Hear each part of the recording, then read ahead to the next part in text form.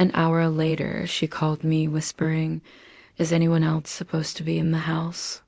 Confused, I replied, "No. Why?" "There's a woman upstairs." Trembling, I said, "Get out of there now." Welcome to Struggling Stories.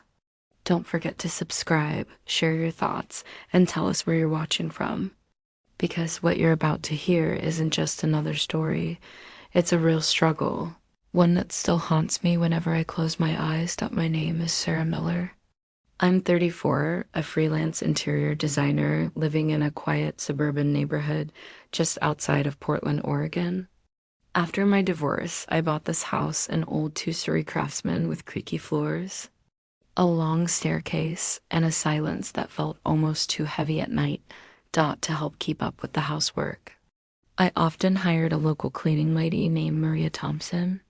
She was a kind-hearted woman in her early 40s, African American, mother of two, always smiling, always humming gospel songs while she worked. She'd been cleaning for me for almost 3 months, and I trusted her completely. That Friday morning, I had to leave for a client meeting downtown. Maria was scheduled to come at noon to clean the upstairs bedrooms and kitchen.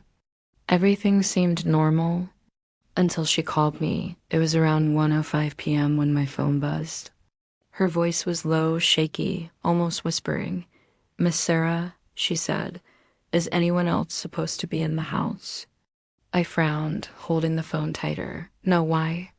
"What's wrong?" "There's a woman upstairs," she whispered. I heard footsteps, then humming like someone standing near your bedroom door. My stomach dropped. The house was supposed to be empty.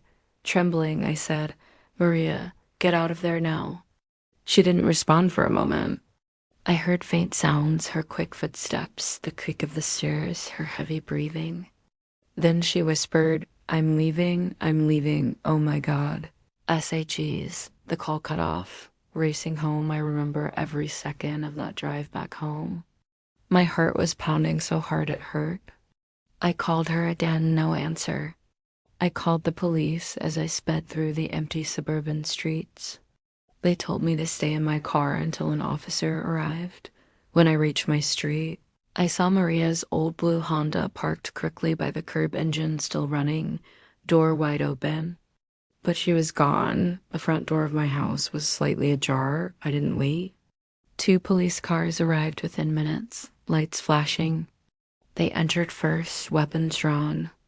I stayed outside, shivering in the autumn chill, trying not to imagine the worst. After 15 minutes, one of the officers came out. "Ma'am," he said calmly, "no one's inside." We checked every room. There's no sign of forced entry, but something strange. He motioned for me to come closer. Inside the living room, on the floor, was Maria's phone screen cracked, still recording a voice memo. Asterisk, asterisk. They played it for me. At first, there was nothing but her breathing. Then the sound of her footsteps, slow and careful. The floorboards creaked. A faint humming echoed, soft, feminine, almost childlike. Then a voice, whispering close to the microphone, "Why are you in my house?" Maria gasped and the phone fell. The recording ended with a thud. The police searched the entire property, attic, basement, yard, but found no one. No signs of a break-in. Just that recording and a few strange details. The window in my upstairs bedroom was open from the inside, and the mirror on my dresser had been wiped clean, as if someone had run their hand across it. That night, they filed a report and left. I sat alone in my living room, staring at Maria's phone. It was past midnight when I got a text from her number, greater than "I'm sorry. I didn't mean to make you scared. She just wanted to see you." I froze. I tried calling, but it went straight to voicemail. The police later traced that text. It had been sent from inside my house, nearly 2 hours after the officers had left. The next morning, sunlight spilled weakly through the blinds, but it did little to calm the tension in my chest. Maria was still missing. The police had no leads, no witnesses, no CCTV footage, nothing. It was as if she had vanished into thin air. I sat at the dining table, scrolling through her social media family photos, her daughter's church events. She looked happy, too happy for someone who had just run away. Then I noticed something strange. Her last post, just an hour before she disappeared, was a blurry picture of my staircase. The caption read, asterisk, she's standing there. Asterisk, the return to silence that entire day. I tried convincing myself that the stress had made me see things that weren't there. The police had cleared the house. Still, every time the wind blew or the wood creaked, my body froze. By evening, I decided to sleep in the guest room downstairs. I couldn't bear to go near the upstairs hallway, the same hallway where Maria had heard footsteps around midnight. I woke up to a faint sound. It was humming, the same slow, childlike humming Maria had described. I held my breath. The sound drifted down from the staircase, soft at first. Then louder. I grabbed my phone, turned on the flashlight, and pointed it toward the stairs. Nothing. Just the empty hallway and the pale shadows of furniture. But the humming stopped the moment my light hit the top step. The next morning, I decided to check the security cameras I had installed years ago but never really used. I logged into the system, praying it had caught something from that night. At 12:48 a.m. The motion sensor in the hallway had activated. The footage was grainy, but there it was, the staircase. For a few seconds, nothing moved. Then a faint outline appeared. It wasn't Maria. It wasn't me. It was a woman, pale and barefoot, walking slowly past the camera, head tilted slightly as if listening for something. Her hair was long and dark, her face hidden by shadows. And just before she vanished into the corner, she turned right toward the camera and smiled. I jumped back from the screen. Her smile wasn't human. It was too wide, too still. That afternoon, Detective Roy Henderson stopped by.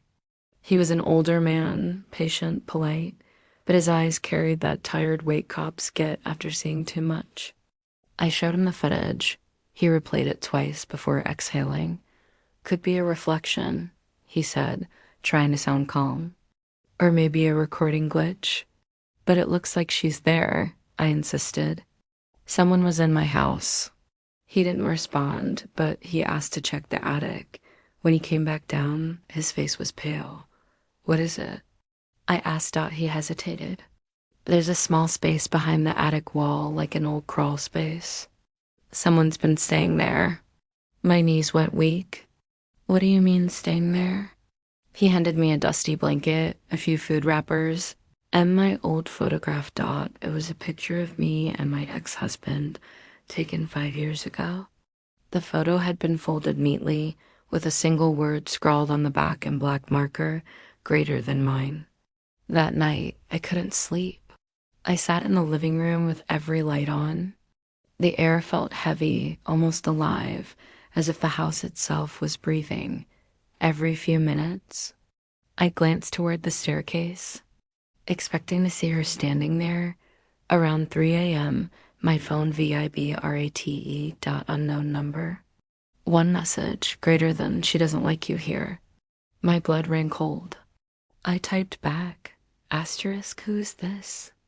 Asterisk, no reply, but 10 seconds later, my upstairs hallway light flickered on by itself. I stared up at the ceiling, frozen. Then a whisper floated down the stairs, soft. Close female, greater than Sarah. When the police returned the next day, they searched the attic again, but found nothing new. I tried staying somewhere else, but something about that house pulled me back. Maybe it was denial. Maybe guilt. Maybe I needed answers. On the third night, I walked upstairs with a flashlight, forcing myself to confront whatever was happening. The air was cold, my breath visible. The humming began again. Just behind the bedroom door, I reached for the handle. Hand trembling, the door creaked open. Inside, everything was perfectly still except for the closet door, which stood slightly ajar. I pushed it open. The flashlight flickered over a figure crouched in the corner, pale skin, black eyes, a smile I'd seen before. She whispered, "Why did you take my house?" I screamed and stumbled backward. The flashlight fell, beam spinning wildly across the floorboards. When I grabbed it again, the closet was empty. The next morning, I left the house. I packed my essentials and drove to a motel near the edge of town. But when I looked in the rearview mirror, I saw something that made my heart stop. Someone was standing in my upstairs window. I didn't sleep that night at the motel. Every time I closed my eyes, I saw that figure in my window pale. Motionless, waiting by morning. I'd made a decision. I needed to know who she was and why. She was haunting my house. I started by visiting the county records office. The property had been built in 1968, owned by a couple named Harold and Lillian Moore. According to the files, they'd lived there for almost 30 years, until a tragedy struck. Their only daughter, Emily Moore, disappeared in 1999 inside that same house. Asterisk, asterisk, the old neighbor, asterisk, asterisk. I tracked down a neighbor who had lived on my street for decades, an elderly woman named Mrs. Patterson. She remembered everything. "Oh, honey," she said softly, clutching her teacup. "That house has seen too much sadness." Emily was only 16. Sweet girl. One night she went up to her room after dinner and never came back down. Her parents searched everywhere, but there was no sign of her. Some say she ran away, others. Her voice faltered. Others say she never left the house. I felt my throat tighten. Did they ever find her? Mrs. Patterson shook her head. They moved out 2 years later. Couldn't bear the memories. They said they'd hear her humming at night. The connection, when I got back to the motel, I pulled out the recording Maria had made, the voice that said, asterisk, "Why are you in my house?" Asterisk, then I played a video clip from an old local news report about Emily's disappearance. At the end, there was a home video, Emily's laughter. Her humming while painting by the window, the same melody, the same voice. Maria hadn't heard an intruder that day. She'd heard Emily, the dreams that night.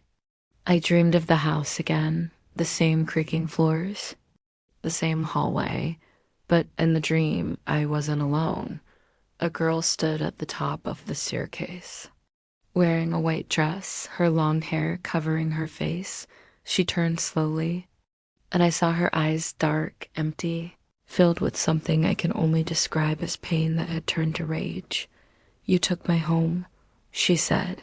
When I woke up, my phone screen was glowing with a new message from Maria's number again, greater than "She doesn't want you to leave this time." I threw the phone across the room. It hit the wall and shattered. Returned to the house the next morning.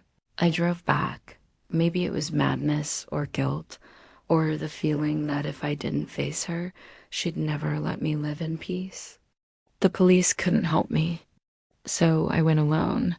When I stepped inside, the air felt heavier than ever. Dust floated in the sunlight like tiny ghosts. Every corner of the house seemed to watch me.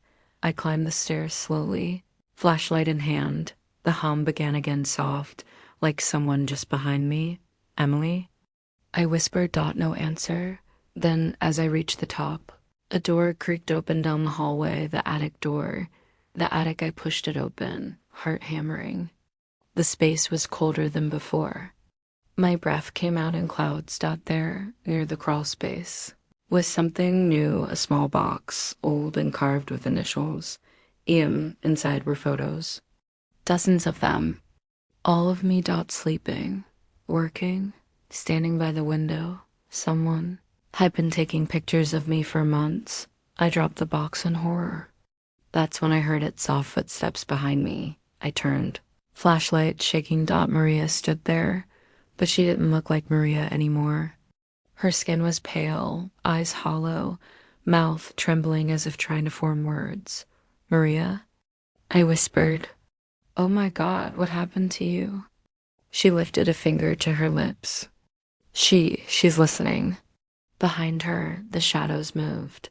A second figure appeared, Emily, her head tilted slightly, her eyes fixed on me. She doesn't want you to stay, Maria whispered. She wants her house back. I took a step back, my legs trembling. I'll leave, I said. I'll go right now. Emily's lips curved into that same wide, lifeless smile, greater than too late. The attic door slammed shut. I screamed and ran toward it. Pounding with my fists, the room went dark pitch black. The humming grew louder, surrounding me from all sides. Then a hand grabbed my shoulder. Cold, small. I turned just in time to see Emily's face inches from mine. Her eyes were filled with tears, greater than I never left. She whispered, "You just replaced me." The floorboards cracked beneath me, and then everything went black. The discovery when I opened my eyes. I was lying at the bottom of the staircase. My arm throbbed, and there was blood on my sleeve. The house was silent again, as if nothing had happened. I crawled outside, gasping for air. The morning light hit my face, and for a second, I thought I saw her standing in the upstairs window watching. The police came after a neighbor reported screams. They searched the house again, but found nothing, no Maria. No trace of anyone. Only one new thing appeared in their report, a handprint. Small and faded, pressed against the inside of the attic window. Part 4. The final night I should have left that day. Should have burned that house to the ground and never looked back.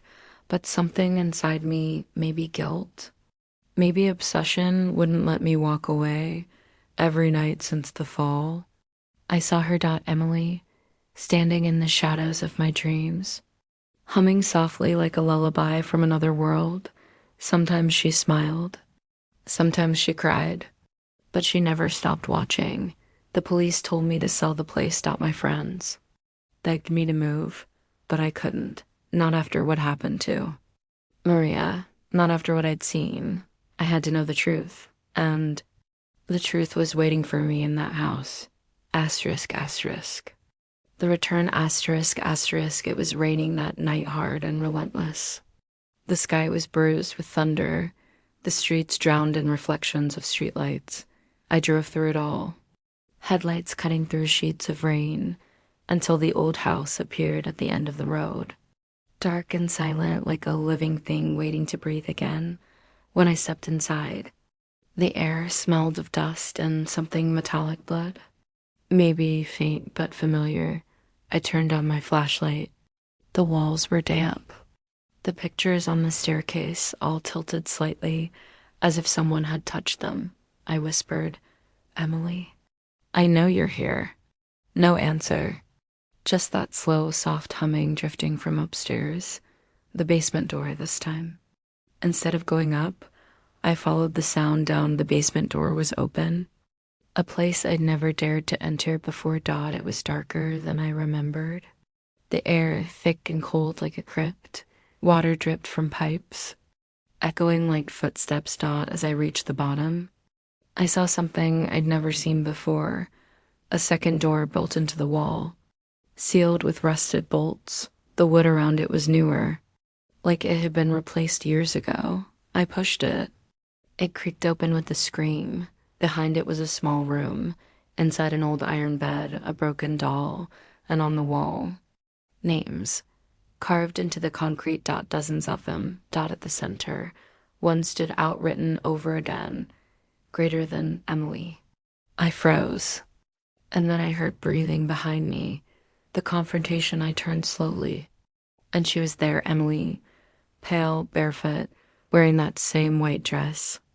Her hair dripping as if she had just stepped out of water. Her eyes locked on mine. "Why did you come back?" She whispered. "I need to understand," I said, tears burning my eyes. "What happened to you? What do you want from me?" Her head tilted like a child confused by a question. Then she pointed to the corner of the room. There, behind a pile of old boxes, was something half buried under the dirt floor. I knelt down and started clearing it. My hands shook when I saw what it was. A skeleton, small, fragile, still wearing the remnants of a white dress.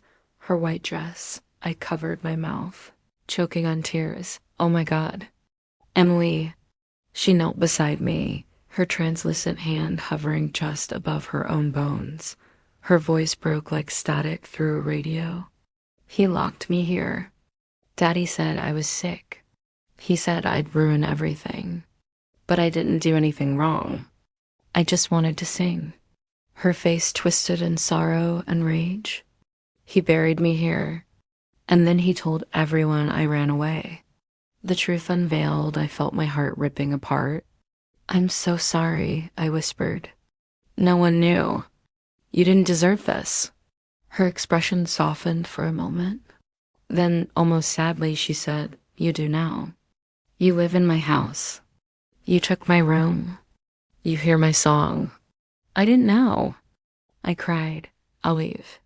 I'll tell your story. People will know the truth. She shook her head. You can't tell them. They won't believe you. No one ever believes. The basement lights flickered once.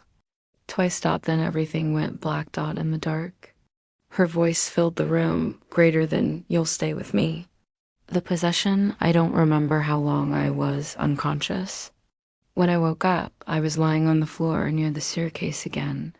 The morning light filtered through the windows, soft and golden, as if the storm had never happened. But something was wrong. Everything was too still. The ticking clock had stopped. Even the air felt different. When I stood and looked into the hallway mirror, my breath caught in my throat. For a moment, it wasn't me looking back, Dot, it was her. Emily, her dark eyes staring through mine, her pale face flickering in and out like a reflection under rippling water. I stumbled back, screaming, smashing the mirror to pieces. The sound echoed through the house, and with it came a faint laughter, soft, childlike, and cruel. Aftermath days passed, but I couldn't leave. Every attempt to drive away ended the same. I'd find myself back in the driveway. Headlights off, engine silent. Dot, the neighbors stopped checking in. The police closed the case. Dot, to the world. Sarah Miller had vanished, just like Maria. Just like Emily, but I hadn't vanished. I was still there. I am still there, Dot, because sometimes at night, when the rain falls against the window, I can feel her moving inside me, whispering, humming that same broken lullaby, greater than she's home now. Epilogue, the listing 2 months later. The house was listed for sale again. The ad read, beautiful 2-story craftsman home. Newly renovated, quiet neighborhood, perfect for families. A young couple visited. They loved it immediately. The vintage staircase, the open windows, the warmth. Dot, the realtor smiled and handed them the keys. It's been empty for a while, she said, but it's ready for a new beginning. As they walked through the living room, the woman paused. Did you hear that? She asked. Dot, her husband frowned. Hear what? She tilted her head toward the ceiling. A faint humming drifted down from upstairs, soft, sweet, almost childlike, greater than Sarah. The end.